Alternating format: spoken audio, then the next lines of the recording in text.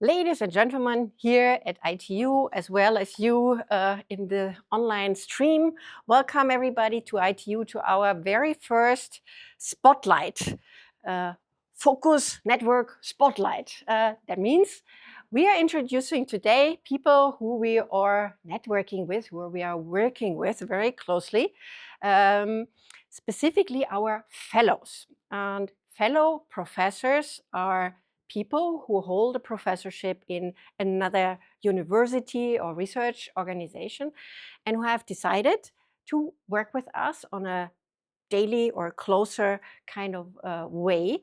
So they are employed with us for 20% of their time, and they bring with them a whole suite of knowledge, of know-how, of motivation, of excitement. Some of them bring in specifically aspects of learning, project-based learning, will build up with us some Learn Labs. Some others will jump more into the research arena together with us. Anyway, they are extending our network, linking us to their universities, and will have a whole lot of fun with us pushing science forward. And with this, I would like to start introducing the first fellow, and there I need the next slide.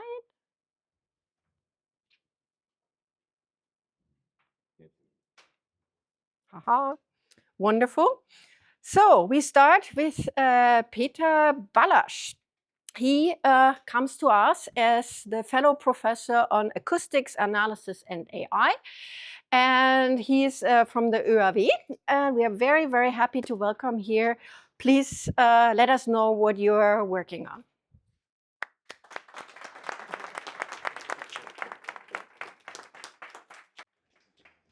Yes, thank you very much. So let's see if I can control it. Yes, that's me. Okay, so I've seen in the inaugural lectures, I've seen a nice picture talking about the careers of the professors, and I did the same. So when I started, I did some studying, and I really liked studying, so I meandered around and have been some time. Then I got no more money, and I got an employment as a programmer at the Acoustics Research Institute of the Austrian Academy of Sciences. And then I found out, well, there are some interesting problems in acoustics related to math. So I finished my master thesis. I did my PhD in connection with using math for acoustics. I also worked at the CNRS in Marseille. Then after the PhD, I worked again at the CNRS in Marseille, at the UCL in Louvain-la-Neuve. And with a project of the Viennese Science and Technology Fund, I founded a group on mathematics and signal processing in acoustics, again at the Acoustics Research Institute. In the beginning, there was myself and one postdoc, one PhD. And then I applied for a START project, which is a huge project. With that, the group increased. With that, I also had the chance to apply for a directorship, and I won this international call. And then last year, I visited with the digital strategy officer of the Austrian Academy of Sciences. I visited here, and we had the talk, and we found out, well, there's a lot we have in common. What do we have in common? So why the Austrian Academy of Sciences? The Austrian Academy of Sciences is, at least in our viewpoint, the most important non-university organization for science and research in Austria. It has 3 pillars. The pillars are, well, you can be elected as a member of the Austrian Academy of Sciences, then this is something you can put in your CV. And this is the Learn Society, which was founded in 1847. The Austrian Academy of Sciences also provides some funding with awards and grants, but it also has 27 institutes where real research is done. And those institutes go from humanities to natural sciences. So already there is a big scope. By the Acoustics Research Institute, because acoustics deals with, so you have sound production, you have sound propagation, you have sound perception. So there you already have speech sciences, physics, and psychoacoustics. But if you want to use precise and efficient algorithm, And if you want to use and apply or even develop state-of-the-art methods in engineering, it's essential to use a multidisciplinary approach. So this is important. And if you look at the wheel of acoustics, so there are a lot of different disciplines which are connected to acoustics. And we are at the Acoustics Research Institute, we are happy that we cover a lot of them. We have a cluster on mathematics, on numerics, computational acoustics, on phonetics, on hearing, and on biology or bioacoustics. And we're even more proud that we are not working in parallel, but we are working together. So we have projects where all those disciplines work together, supported by, of course, an administration and a IT group, but also by some teams, a team on machine learning, a team for the pre-docs, and a team for the lab. Okay, and why myself? Well, I've put an excerpt from my CV, so I really find application-oriented mathematics to be something very important. So doing math with acoustic signal processing or machine learning as a motivation is very important and very nice in the sense it's very interesting. It helps a lot. On the first hand, you can put mathematical rigor into the models. You can understand the model better. On the other hand, you get new concepts for the mathematical research. So maybe I've mentioned my PhD thesis, which are already connecting functional analysis with linear algebra and psychoacoustics. And in the big START project, I have also connected mathematics to signal processing to acoustics. Okay, and so what I'm working on, I will only shortly mention that. It's about redundancy. And why redundancy? So if you look at time signal, this is what you hear. So you hear or if you record it with a microphone, this is the vibration. So if you look at this time signal, can you tell me what kind of signal that is? Do you see what you hear here? It's tough, right? So something there's something happening, but apart from that, it's difficult. Of course, you could go to the frequency side, you can go to the Fourier domain and see this spectrum. And again, it's tough to say. Can you see what you hear? No. There are some low frequency components, but apart from that, it's tough to say what you hear. So the question is, can we do something like music sheets? Can we go for a representation that represents time and frequency simultaneously? Yes, we can. We can do a localized Fourier transform. If we do it with no redundancy, the picture you get is the following, which is still not nice. But if you go for 8 times redundancy, you get the picture like that. And if you look there, there's some vertical lines here. Those are the drums. You have some parallel structures there. Those are the keyboards and some monofrequency signal there, which is the singer. And so we can try to follow it. So in the beginning, 4 times drums. And now let's try to follow the singer. Okay.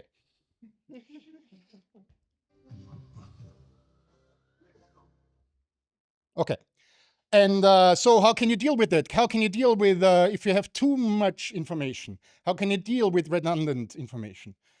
And one aspect, or the aspect I deal with is I deal with frame theory.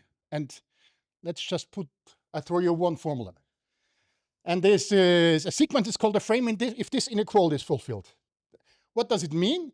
This means that the analysis, the transform, is bounded from above and from below. And in some sense, this allows a stable, invertible, and redundant representation.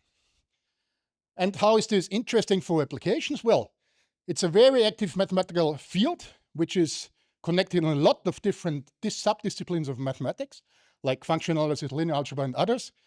But it's also connected to signal processing and machine learning with acoustical applications. And so that's why I'm the fellow professor for acoustics analysis and AI. And this is maybe a short, so if I have some more time to explain it to you, maybe we'll give a talk in the next year or something like this. This is one application where I combine mathematics with machine learning with signal processing. So thank you very much.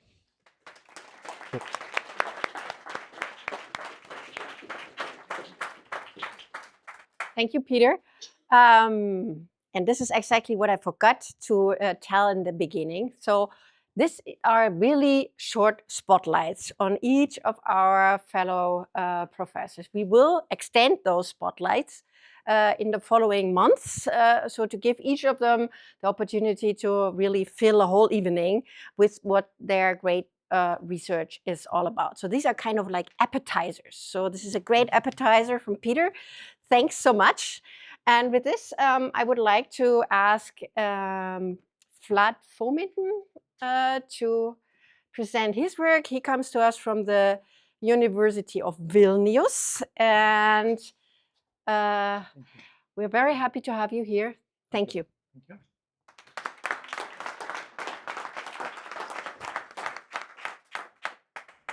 Good afternoon. Nice to be here. Let's see if it works. Yes. So a little bit about myself. The title of fellowship is RegTech in short, which stands for Regulatory Technologies. So it's regulation of and through technology. And what's in the term? So I try to put it in perspective of what I've been doing before and what I see myself possibly doing here at this campus. I looked at those two words, transformation and interdisciplinary. And if I think about transformation, I think that's what my scholarship so far has been about. It's a nice word, which consists of two words actually, formation and trans, going through a change. I think I would use the word design as the proxy, and that the word which makes me excited as a scholar. Technology design. My PhD was on development of a system for mobile communications, something we use today. The one I studied was that of Nordic mobile phone, the first G, 1G. Today we have 5G, so it was 1G. And then GSM, which was 2G, and which became the first truly global system for mobile communications. And if you think about this technology development, it did transform many things. It did transform our lives. Now everybody has at least one phone in a pocket. It also transformed the organizing, how we understand what we can do with telephony, with communications, right? So it's not anymore about voice communications. If you look for statistics from operators, the voice use is going down, the data use is going up, and the phone is not understood anymore as a phone if you look at how kids are using it. So design, by definition, if you look up a concept, the word design is creating order out of chaos, is creating complexity out of simplicity, but that complexity must be manageable, must be controllable. And that's the trick, right? How to make things more complex, but yet more simple at the same time, because if they are complex, people cannot use them. So I think it's perpetually fascinating topic to research. I'm very happy I'm in this topic. And if you think about technology implementation, I was studying that on organizational level, on a policy, country policy level, for example, technology policy for ICT infrastructure development. Well, the proxies I can use to show what I'm doing is organizational change process optimization, something I was teaching on process optimization in a company, technology policy, recent paper in Technology in Society. We talk about new policy and new technology, how they merge in an exciting field of urban heritage preservation in Vilnius city, which is a UNESCO city, how you can use AI to help replace or substitute human practices in effort of preserving urban heritage. And all those combined, I think they come to my fellow's title of regulatory technologies, but because it's either that you create technologies which shape society and organizational practices and our individual practices, or you work on the processes which either help you create those technologies or implement those technologies or use technologies in an acceptable and beneficial to us way. So it was those transformations which are making me excited as a scholar, as a citizen. And then one particular angle on my position here is the topic of standards and standardization. This is also a bit of history, how I got involved with Austrian colleagues, and you will have presentation by my colleague Elisabeth Staudegger, who works with me now in a project on education about standardization. Standards are what makes how we make use of technology. Standards are how technology comes onto markets. You cannot have, it's actually not easily possible, and in some cases not even allowed, to bring service or product to a market without having it standardized first or having it conform to many standards, safety standards as one example.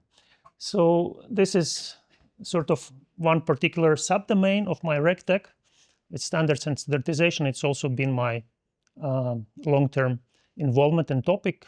I'm a vice president and board member of European Academy of Standardization, and something we're discussing is about bringing that particular conference maybe in Austria one day and maybe at this campus. So this is still something to discuss. Now, so those things, transformation, I see it through the lens of technology design and organizational regulation, and as a subtopic, but which is very important, is standards and standardization. And just to mention that European Commission now specifically, and also Austrian standards, call for standardization pioneers or leaders, and they want a new breed of specialists, those who are not just focused on technology specifics, but who understand the societal implications of technology and who can bring in so-called value-based understanding of technology, how technology can be based on human values. Now, if I look at the word disciplinary, interdisciplinary, there is a lot of discussion in my field, which is information systems, on the need for change. And I think the word interdisciplinary it changes, I think, its meaning. And what I wrote here, well, that I'm fan of you too, and I really like this particular phrase which says we are one, but we are not the same. I think it reflects this idea of interdisciplinary institution as such. And I say that interdisciplinary is the new word for ordinary. We should not think that it is something special we are doing. I think it's something very natural we are doing, because you cannot understand today's technological or scientific or societal development without being interdisciplinary. So it just doesn't work. I don't want to read those citations, but you can glimpse on them, and they all speak for the need to not to think about technology as it's something discrete in an isolated organization. It's all dynamic, it's all interrelated, and unless you embrace this truth, the research won't really produce any results. So what I want to bring to ITU, if I think in terms of PhD students or postdocs, for PhD students, I took an example, something simple, standardization, and scholars of standardization, one particular one, Ken Kretschmer, he said, or he tried to develop own theory of standardization. And he said, if you look at the history of standardization, it has three successions. First, humankind had to standardize measurement system. Once we standardized measurement system, it enabled trade, exchange of goods, made our life easier, right? Then we had to standardize similarity, like sizes of clothes, A4 paper. Again, it facilitates trade, but it also enables innovation and constrains innovation. You cannot come up with your own size of paper anymore, right? The paper size are so much established as a standard that they prevent a new innovation here. But compatibility in IT, exchange of data, different devices talking to one another. And what I'm asking here, I think they are already obsolete. We are done with that. And I'm very certain we are now having a fourth wave or fourth succession, and we have to define what it is. And I think it's a great job for a PhD student to look around, to understand what is going on with AI, with other new technologies, which are interdisciplinary by nature, and try to understand what do we have to standardize. For postdocs, I think, of course, it's funding, working on funding applications, engaging with industry, teaching, promoting this whole idea that interdisciplinary is the new ordinary. Again, topic of standardization is good, topic of design is good, regulation of technology is good, rethinking how different disciplines and different approaches can be positioned as a new normal. And I also like this quote from Farayan Leonardi that organization itself is a technology, how we produce inputs into outputs. So we have to think in terms of transformation about ourselves, interdisciplinary as one functioning organization, as a technology. We design it, and it produces the results that we want. This is it. Thank you very much.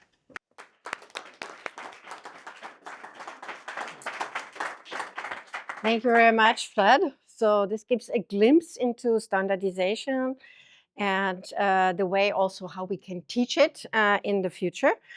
And with this, I would like to come to somebody who works on a very, very important EU project at the moment, making us hopefully more independent of the US. And that's Michael Granitzer from the University of Passau. Yeah. Thank you very much. Hello, welcome everybody. Thanks for having the opportunity to be here and present you a bit of my research. Yeah, for those who don't know where Passau is, I think it's the closest non-Austrian university in Germany. If you are really sportive, you can go there by bike. It's just 80 kilometers far away from here in Lower Bavaria.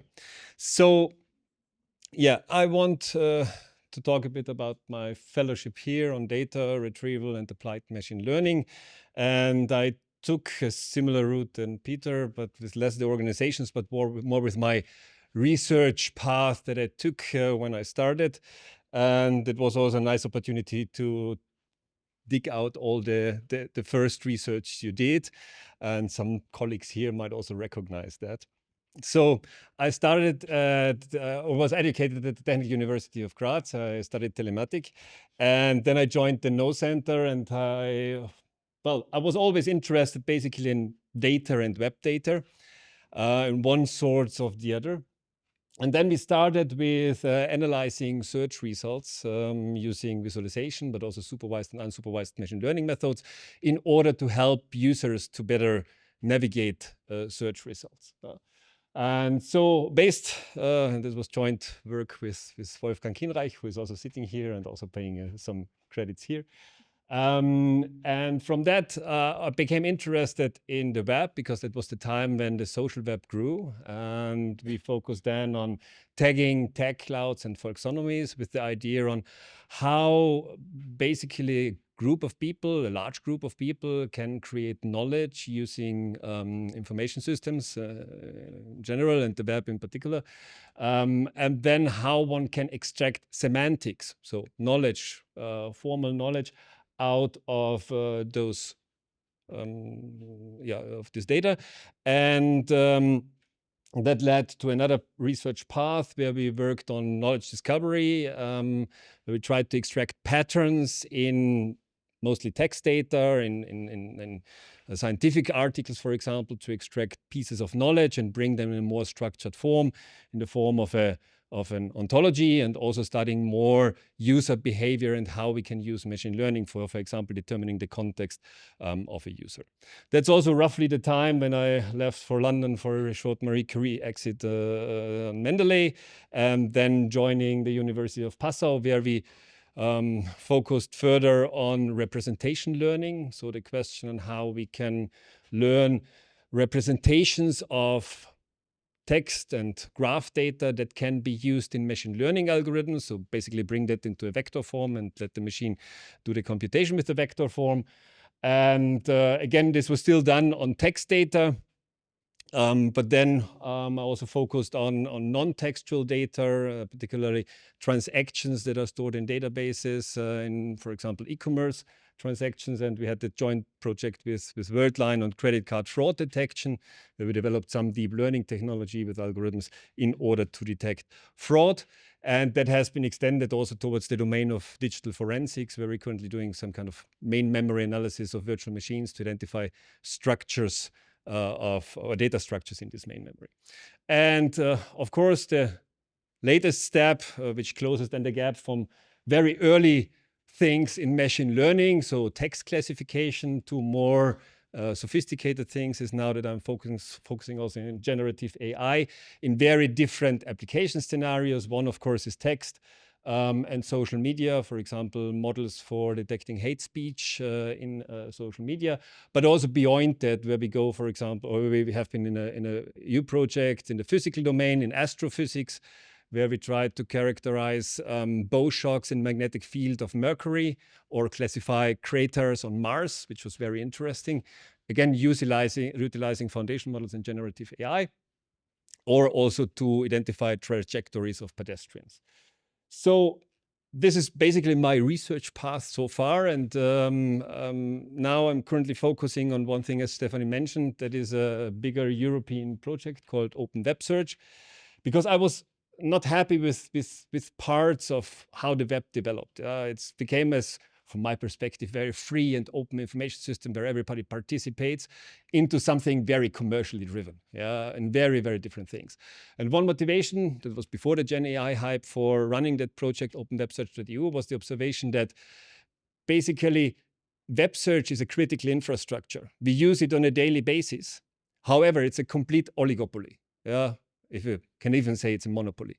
And therefore, we had the idea with 14 other partners to create an open index of the web, and then corresponding web data infrastructure that is run on European HPC centers, particularly Euro HPC JU centers, in order to reduce the entry barriers for people using web data in business innovations, but also for us researchers or beyond. And so the idea was to create an open web index, and it's currently in the making, which means that we are basically having a large set of crawlers running for collecting web data in the web. So having these exabytes that are farmed from the web, having a public infrastructure distributed across Europe. We currently, I think, have 4 computing centers there, and we aim to extend that network to others in order to create this index of the web that allows one then to formulate particular information needs, or to slice and dice the index as you need. One quote from Hacker News was that one person found it cool because he might then create his or her own Pokemon search engine, and that's exactly where we're aiming for. We should make the web in a portion that is handleable, manageable, and where you can easily use it for innovation or research. And that is basically our overall goal. Beyond, that's currently heavy infrastructure work, so there is not so much maybe interesting research in that infrastructure per se. But on top of it, there are a number of very interesting scenarios that are now, I think, worth to research and collaborate on. One, of course, is AI-based search, or the more correct term, retrieval augmented generation, so that they combine retrieval scenarios and search engine jointly with LLMs, and using LLMs as kind of front end or summarization engine for those retrieval results. And that's easy to be done on small scale applications if you just have a few thousands or 100,000 of documents. But if you want to do that in the web and index the web using this kind of embedding technology and representation learning for embedding the web, it becomes hard because efficiency is really key.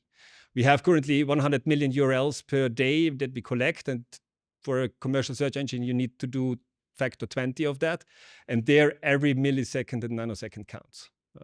That is what I'm currently interested in. Also then, if we would have a kind of semantic index of the web, the question is then, can we go to AI-based agents and seeing more agent as an assistant for you personally, locally on your device, not on some cloud platform in the US. And then how these agents can interact with each other, not only with the humans, but also with the agent in order to solve knowledge work problems. In that regard, we are also currently working on using LLMs as a judge, either for machine learning application or in educational settings, for example, and now some of you will shock together, grading or correcting exercise sheets of students. And I'm happy to discuss with you on that subject, because I think it's a quite good, to quote one of our economics professor, he now stops hiring student workers. And I'm also interested in generating modular AI models, because I think the way to trillion parameter models or scaling them further up is not the right one. I think we have to focus on AI systems that are modular in nature, like we have software libraries that are also modular. And with that, I'm also looking for, as an ITU fellow here, for collaborations in that domains, and also, of course, exploiting the regional vicinity of my university with ITU in order to establish some cross-border and also cross-sector cooperation, because I also think that including industry in this research, when our research, is important. Thanks for your attention, and I'm happy to discuss later.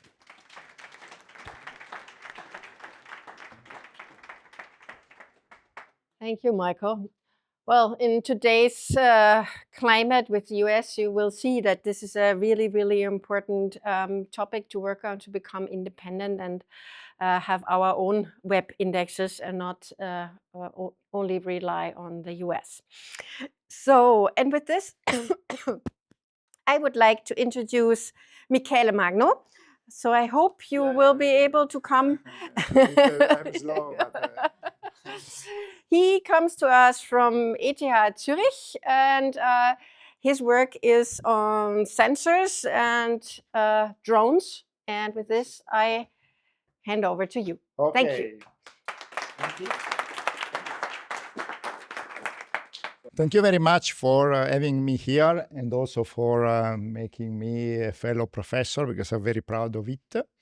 And as you can see here, the topic of my research is embedded system AGI. And actually, I put here, I start with a picture. You can see you have some similar robot here. So this actually was 2 years ago, where I was presenting to a generic public. So this is an event in Zurich called Scientifica, where we are showing new technology. This was more or less 2 years ago. But what I like of this picture is that this seems that I'm controlling. In reality, the robot is full autonomous. And especially I like, because I was I'm very passionate of this topic. You see in my presentation that I really like it. I could do work for free, but no. But it's because I really like to do it. And here it's very funny, because this picture is not taken by me. You can see I even don't know who took this picture, but was taken by some newspaper photographer, and there is all of my family there. So you can see actually the 3 daughters there, the 3 girls there are my daughters, and my wife is in the back. So actually, you can see they are very proud to see it, and I think this is actually what motivated me to accept this professorship is actually my passion and to do some things very big. So I'm a very challenging person. But let's start with who I am. So I'm today senior scientist and private docent in ETH Zurich. I'm leading this embedded system lab in ETH, but especially 5 years ago, we started to have in my department the Center for Project-Based Learning. And you will see that all my presentation is going in this direction, because actually when the people from ETU came to me with this fascinating project, so I really like your idea and interdisciplinarity, pushing on project-based learning. Actually, today I learned a lot on the fact that you don't have even normal courses. We even went beyond our idea to have only the project. So yeah, really everything's projects. I think this is actually the reason why it fascinated me and you attracted me. And in particular, you will see that actually I started 5 years ago, only, so in 2020, alone, completely alone. So this actually, I want to show an example that I hope motivated you. I was completely alone with a budget only for 3 or 4 people max. And today I have 25 people. And I'm presenting how I did it. But let's start from the beginning. I started in University of Bologna actually in 96. So then I was, for don't doing military service, I was in a company learning actually software. So I'm in electronic engineering. I'm able to do chips, but in reality, to don't do military service, I learned software. The software actually that was not to avoid military service was very useful today to understand hardware software. AI, it's software. Also, you will see, I will always say that there is no magic. Actually, the people from TV went away. They asked me, we are scared. No, we are not scared. The AI is no magic. Nothing is magic. People like you, like students in general, are able to do it and to understand it. So you can use like a black box, but in reality, it's not true.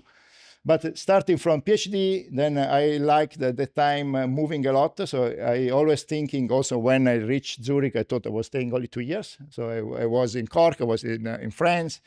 And you also, this is the reason why I came here. I like to see other things because interdisciplinarity it's important also at the smaller level. So I like to go in other group to learn from the other group. I like to do cooperation. I think this is quite important. Also, I see this ecosystem is present here. And then, I have more than 20 year experience. So I finished my PhD in 2010, but I finished my master thesis in 2003.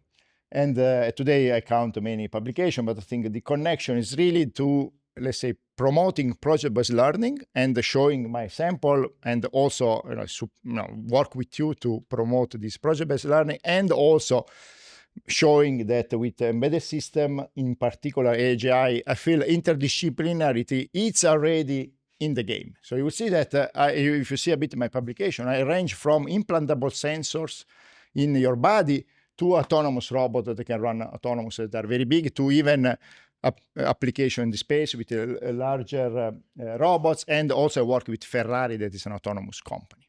And the next time I'm presenting longer, I will also explain the story of Ferrari, because it is also quite interesting. And if you see in the teaching, actually, I needed 3-4 years to show to ETH. So the center was supposed to do only learning, but I actually show that you need to combine research and teaching. I think, of course, I'm a single person. This I like, you can do with many professors here to make excellent teaching. If you don't do excellent research, you cannot do, your teaching will be reduced, because after a point, especially today, that every person has YouTube. If you teach a student what they can learn from YouTube, is going to look to YouTube.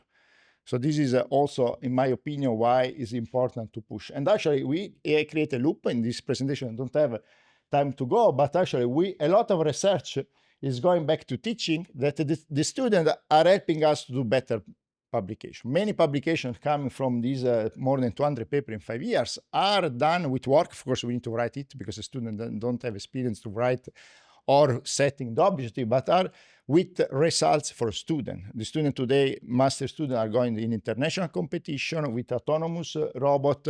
In next month, we are going in ICRA conference. That is the bigger competition, the bigger conference in robotics, and we won this competition in autonomous cars only 3 years ago when we started 4 years ago. In 1 year, we were jumping all the people. This is some things that, in my opinion, I would like to also exploit here. And the reason why I like embedded system is because it's really central to main application. If we are able to do system more and more intelligent, and we can bring AI on the edge, I will explain in a while what this means at the edge, but it means that in a device that you can use a touch, basically. You can have AI in your glasses, you can have AI in smart patches, you can have in drones that you can use for smart agriculture, an autonomous vehicle, in smart buildings. So it means that if you have systems that are moving the AI, because at the end, again, there is no magic. The picture of edge means that we have sensors that are close to the physical world. Edge means that we are from the physical world, taking the information from the sensor. No magic also here. And then cloud means that in some way with wireless connectivity, you are streaming this information to the cloud where machine learning is running. And the machine learning running there, it's the same machine learning running here, the same. And what is the important things? Why even here is written versus, is not versus. There is just two different aspects of the same technology. Their silicon, their transistor are silicon-based. Sensor here are the same because data are flowing there, the same. Machine learning is the same. What is the advantage? The advantage is that if you have the intelligence here, you can do everything faster. I present a little drone. This drone is a decision-making drone. You don't have to stream the information. You need to run an infrastructure. You can do directly decision. I see an object, I'm steering left or I'm steering right. And same for cars, same for other objects. So latency is important. Data protection can be very important, and you don't need wireless communication. Of course, as there is no magic, there is also drawback. Because in general, here, we have processors that are lower power, lower cost, are smaller in particular, that has less computational resources. But what we imagine today is AI, so LLM in this case, transformer, is that we have models that are consuming billions of memory, basically. So, and there is this trend that continue to grow because we forget that, or in general, people making cloud models are forgetting there's an hardware down there running. But this, for example, with DeepSeek is changing because at one point you have a critical resources that you need to keep down. So it means that my focus or my research is really bringing intelligence everywhere. And again, there is no magic. I'm running with the same silicon. We can run with the GPU, microcontroller. What is changing is that for example, smart glasses, forget that Ray-Ban will give you a project if you are consuming more than 1.5 or 10 milliwatts. So you have very little microcontroller. You need to compress everything inside. Otherwise, forget to get anything innovative. For the cars, it's different because there you can do a GPU. For the drone, for example, you can have another processor. And this, again, why I say there is no magic. This is actually all project that we are running. There is no magic because also sometimes we believe that US is better. No, US has the power that is higher and this transistor that is smaller. So, but what can we do here, for example, in this world, there is a lot of European companies, a lot, STMicroelectronics, NXP, Infineon that are producing things innovative more than the American companies. It's just that we are targeting different power today. And when you are different power, also this is the reason why we cannot rely so much on the hardware, because actually you can work. So if you push the power very down, you need to make a compression in your model, so software that are compression. But if you have the system in mind in your application, basically you can work with a sensor. In this case, you can see that there is a sensor that takes events for your hand and the RGB. So if your goal is taking information on how we are moving, you don't need all this information. So you can be very efficient in a sensor. You can be very efficient on the sensor fusion and the way that you are processing this information. You can be very efficient in communication and also very important application specific. These are in general the topic that I'm focusing my group, and this I want to conclude. So I think one of my goals here is really empowering through project-based learning more and more engagement of students. So this actually, you see, are concrete examples students can really like to do it, and I feel really the itu is a unique environment where this innovation, this interdisciplinary can run even better than can do a single group. So thank you very much.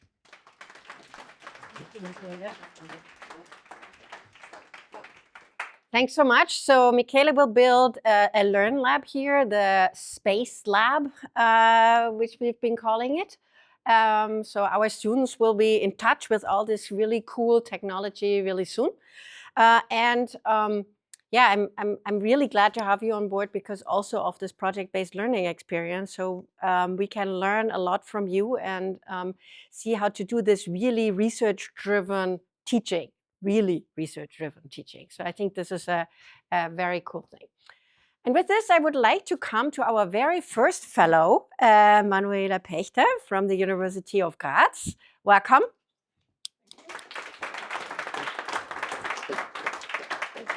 You want to leave this here? Or, so Manuela Paechter is in educational psychology, and she is already a very central person in our PhD program for transforming learning. And with this, I would like to ask you for your talk. Thank you. Yeah, and I would like to Is this the real life? Is this just fantasy? Caught in a landslide, no escape from reality. Open your eyes, look up to the skies and see. Well, I think a lot of people, especially the young PhD students, they were not born when Queen released that song in 1975. But I like the text very much, and I think Queen certainly did not foresee the advantages and the advances of technology we are experiencing here today. But their song depicts quite nicely the maybe confusion or wonder or awe learners might encounter if they experience virtual reality or AI-based learning tools. And that's not what with that in mind, I wanted to start with a short introduction of me. My name is Manuela Paechter. I'm a fellow professor of computational educational psychology here, and since a long time, a professor of educational psychology at the University of Graz. And if you have a look at the two logos, you have that logo of the old esteemed University of Graz, founded in the 16th century, and the modern logo of ITU. And that fits perfectly together, at least in the supervision of PhD projects, what a thing Alexander and I are experiencing since a few months. So I'm also a member of the doctoral committee of the PhD program, Digital Transformation in Learning.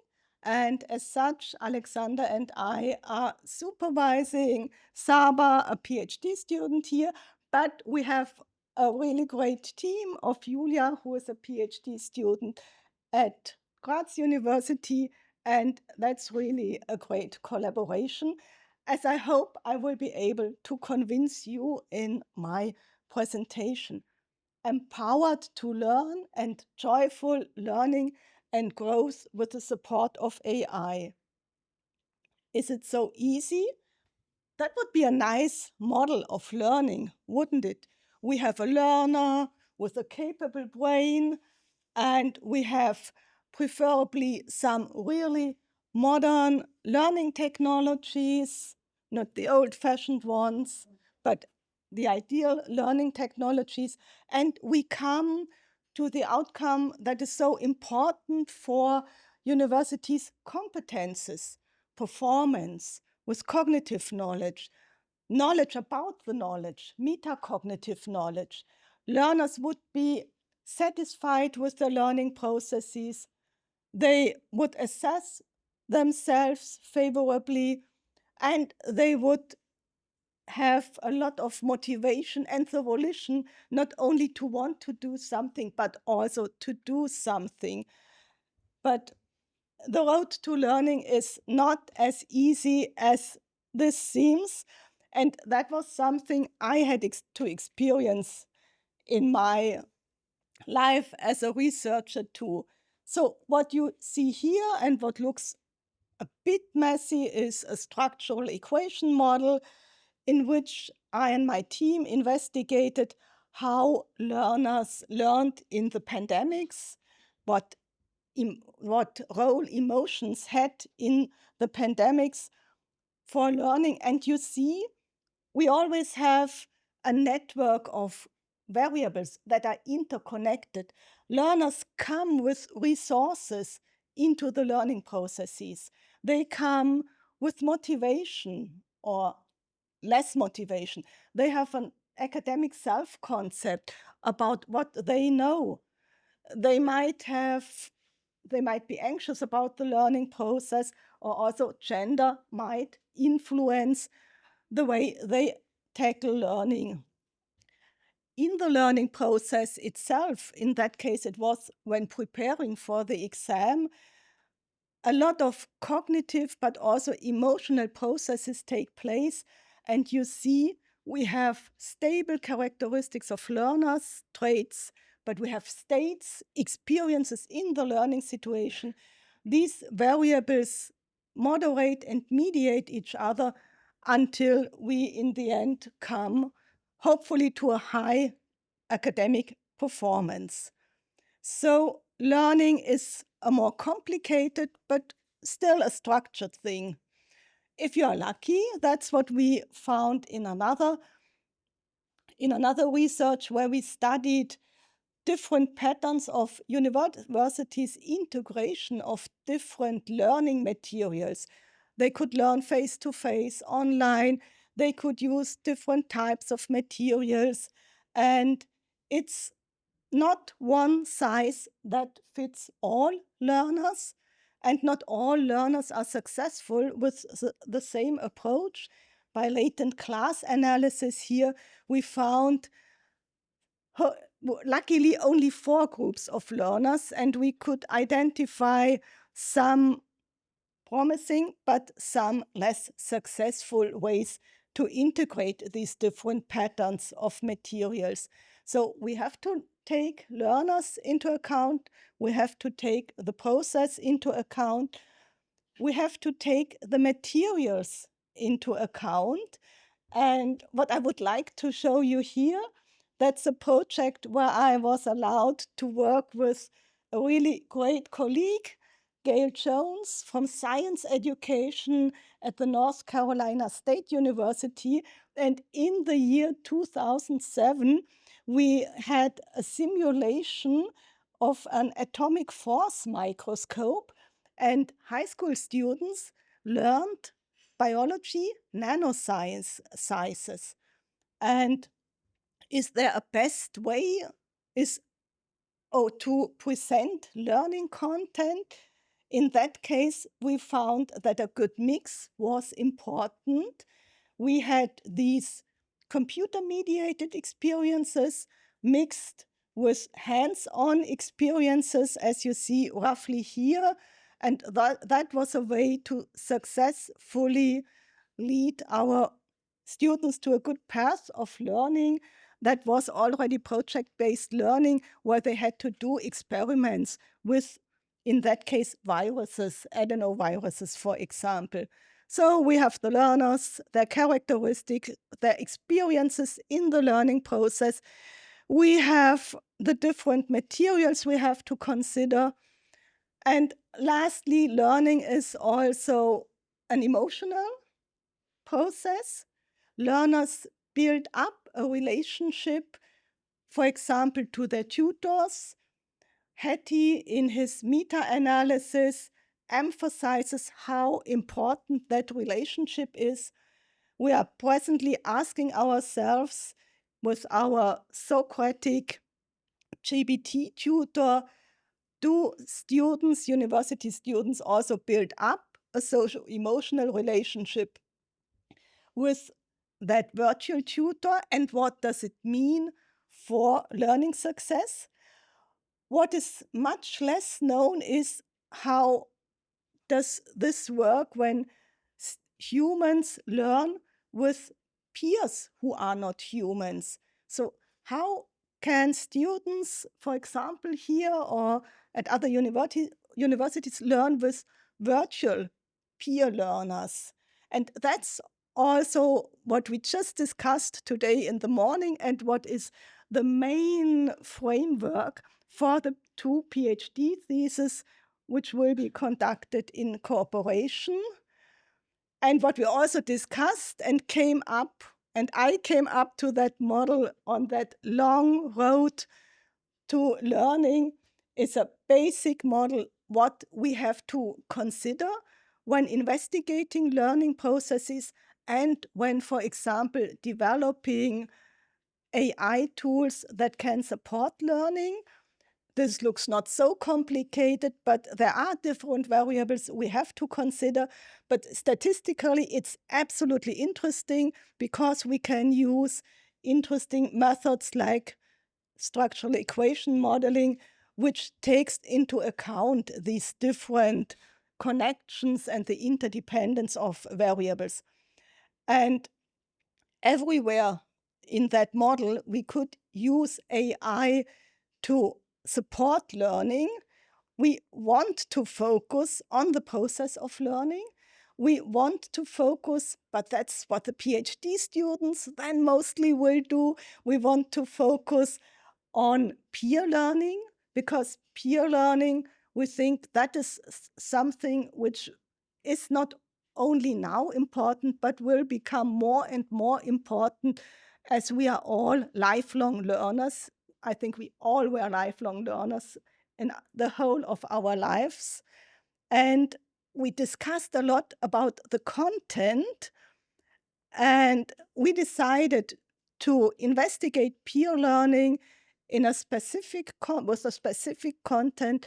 How can we support students to learn computational thinking, which is more than learning how to do coding, but how to systematically tackle problems, decompose problems, come up with solutions. So if you have watched a lot TV maybe in the last week, you really wish that some people somewhere on the continent would have better competencies in computational thinking and decomposing problems. And we will develop two investigations, a survey on students' preferences, and we will develop an AI-based peer tutoring system for learning computational thinking. We still have to discuss which is our target group of university students, but I think in the next weeks, months, there will be a lot of things to tell to you, and we will be able to tell you more of all our considerations. And that's more up to the PhD students then. And in the end, I would like to have a wish. I have a wish for all the researchers here, all of ITU and all of the PhD students, that nothing shouldn't stop you. But if you have a lot of leisure time, you could watch Britain's Got Talent, because that's part of Britain's Got Talent. And the golden buzzer was given for the Black Ounce dance group, again with a Queen song. So let's have a look at that.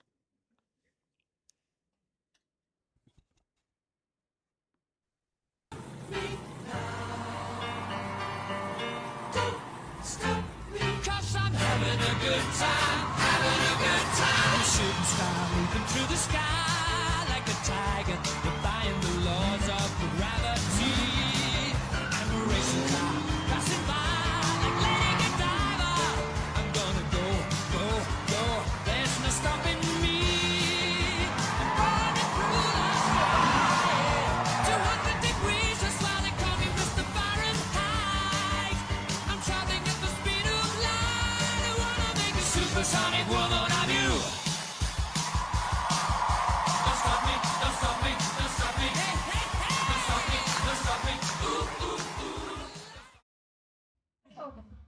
For all the PhD students, I hope nothing's going to stop you and a lot of people will clap you, and to all of us too.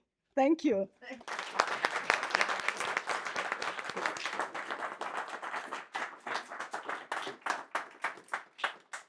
Well, thank you, Manuela. This is a great example also of how to integrate art and design with AI and whatever we want to do. So this is really, really cool. Yeah, and as Manuela said, so we are one of the big goals of ITU also is to use and develop AI for learning. So to help us to really scale up our project-based learning approach, because project-based learning involves quite a lot of teaching resources, and so we're hoping that a lot of peer learning with and without AIs will take place. And with this, we come to our very last but not least fellow professor, Elisabeth Staudegger from University of Graz. So, and she will bring to us one of the most contentious interdisciplinary meetings of fields, because she is a lawyer. And, and law and computer science has not always been going a wall very constructive, but you're changing everything. Well, let's see if I am able to do so. Thank you very much for the warm welcome, Stephanie. Well, indeed, that's me. Let's go further. No. What? Next one, next slide. No. So this one, that's mine. Good evening. Thank you for your attention. I know we ran out of time, so it's much more than can be expected from you as the audience. Now, at the very end of this day, after sparkling sciences, after mostly empirical technical issues, we come back to the law, to normative thinkings, a field that is not that much known as being thrilling, but more than being some sort of a fun break. Well, I'm Elisabeth Staudegger. I'm a professor at law faculty at the University of Graz. I'm professor for ICT law and legal informatics. But now I'm also additionally a fellow professor of IT law and standardization at ITU. And I decided simply to skip my own career. It is not that thrilling, it is not that important, but to directly step into why I am here and what I'm going to offer to you. Why would a professor of IT law and legal informatics go for standardization at ITU? 3 reasons. A professional one, a societal one, and a very personal one.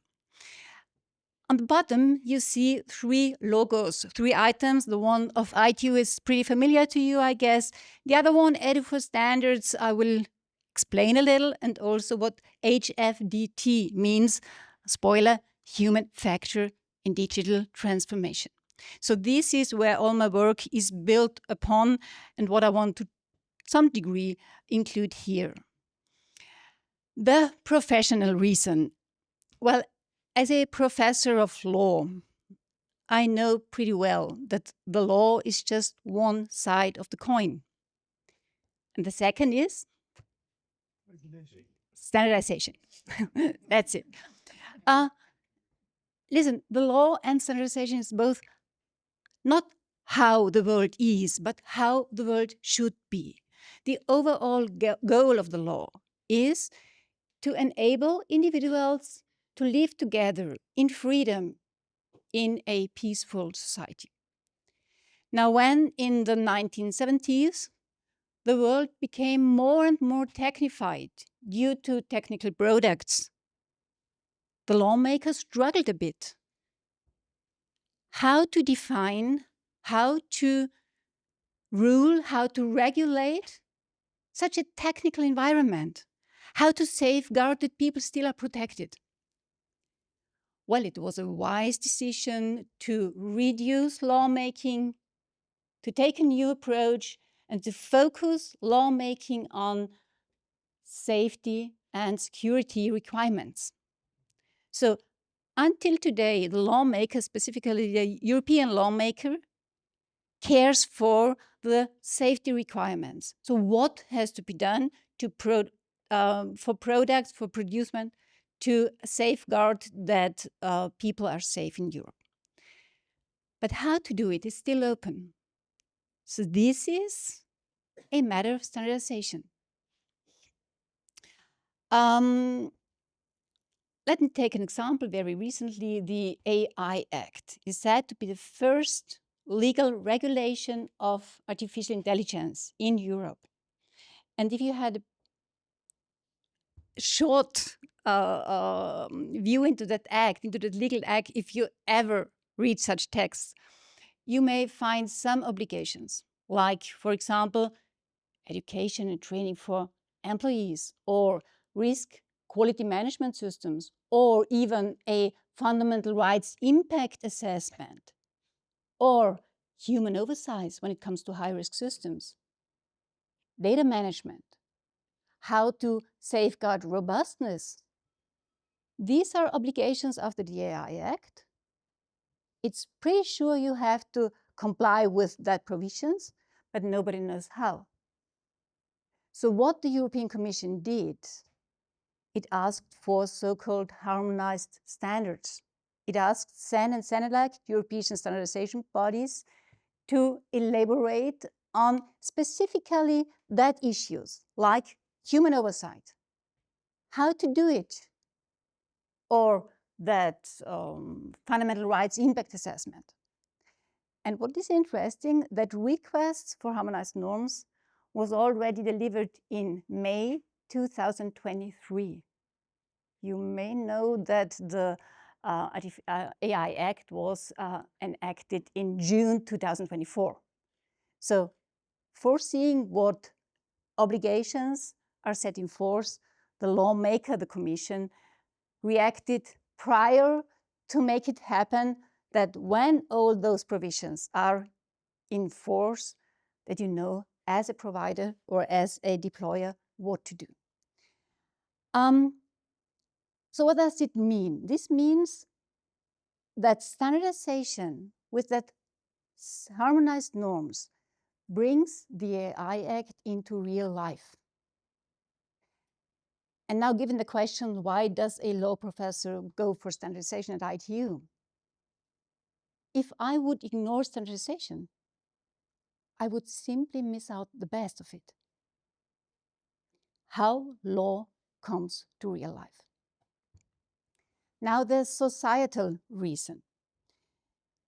I guess we all know humans create tools, and tools change human behavior. And this interaction is called a socio-technical system.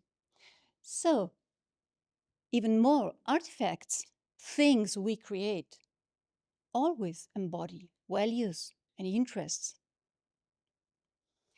Thus, compliance design needs much more than technical brilliance. You have to care for the impact, societal impact, individual impact, the impact on cultures, on the environment. And you may easily understand that this needs interdisciplinary work. So standardization at its core is an interdisciplinary task. Having said that, there's another dimension which is even a bit broader, so to say. It is a geopolitical dimension. If you engage in standardization, you will know that China in 2014 took the lead. And it's very clear what China wants.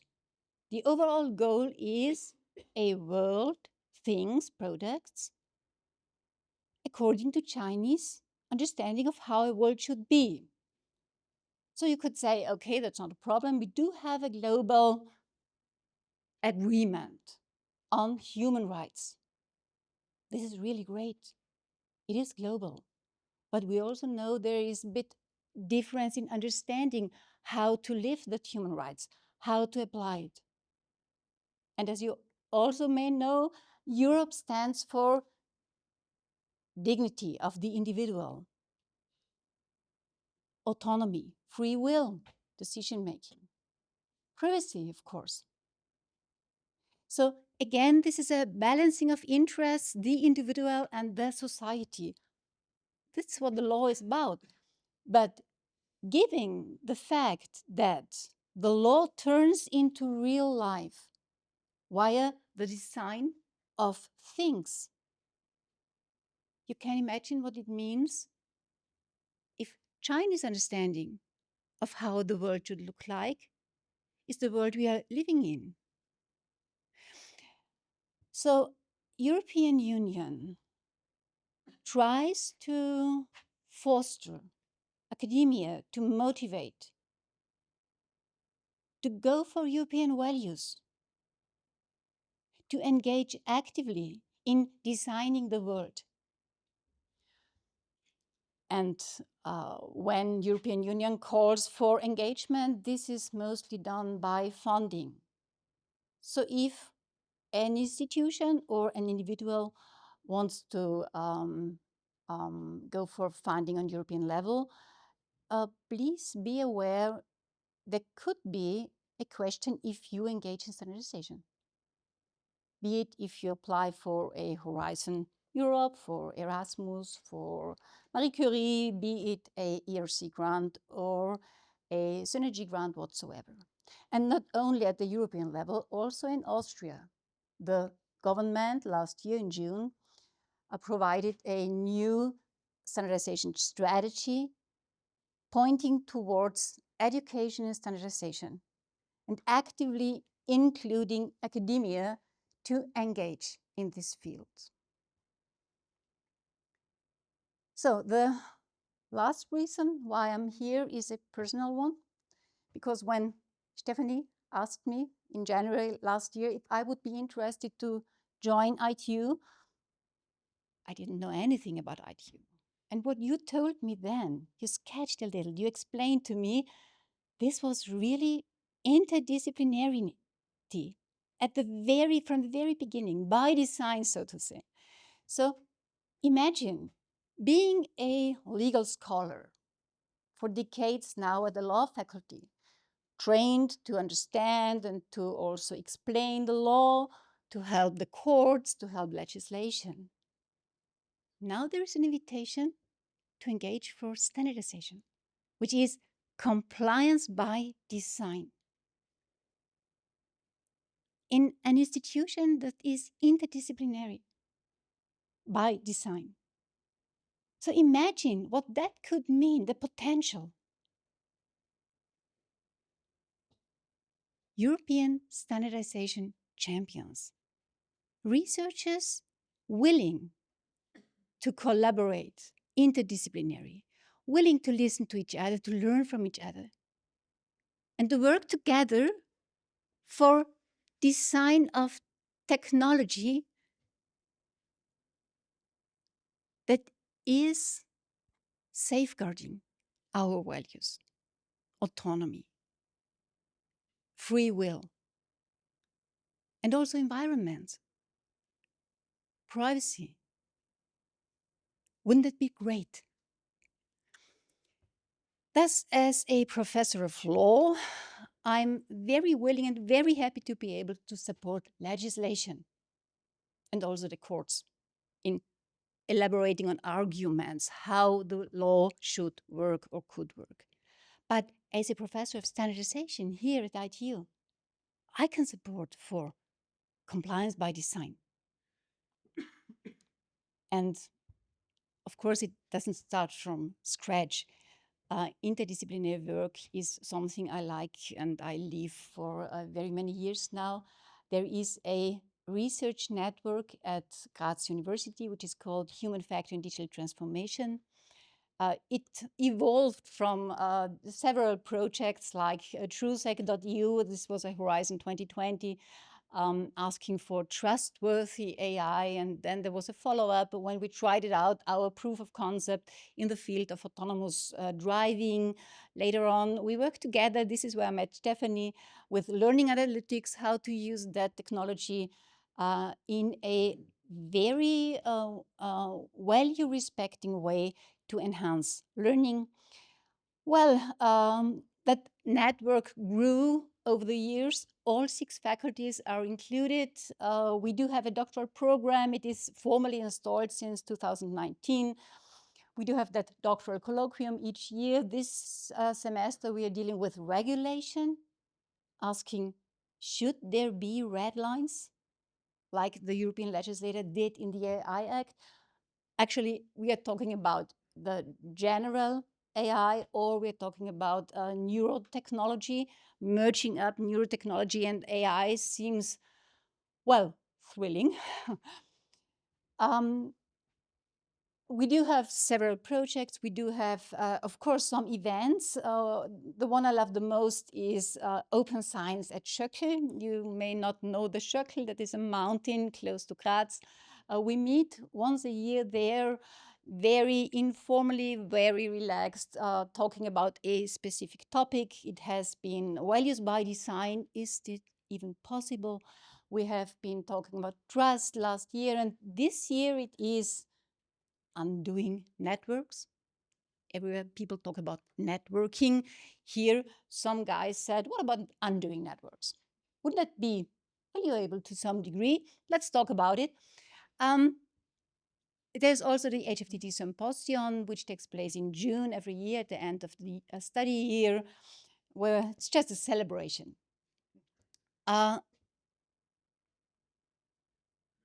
Education for standards.eu. What Vladislav mentioned, there is an ongoing Horizon Europe project because the European Union calls for standardization champions, for researchers, for people that are capable and willing to engage for European standardization. We got the project and we tried to figure out a teaching concept to enable teachers to teach standardization in line with European values and interests. There are 17 partners, 11 European countries involved, as is Vladislav, as I mentioned. Now, having elaborated on the teaching concept, intended learning outcomes, now we're going to try it out. 7 pilots on several levels. This is on bachelor level, on master's level. This is also in company. It is micro-credentials.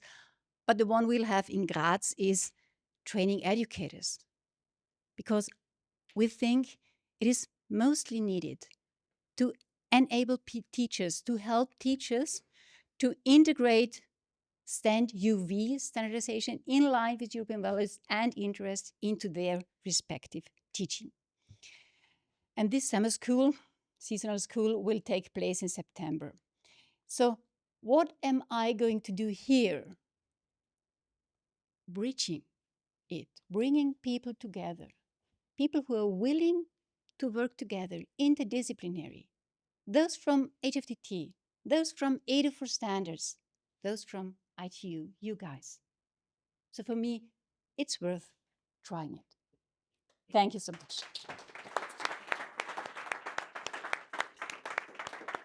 Just put it there. Just put it there. I don't need it. I'm wired.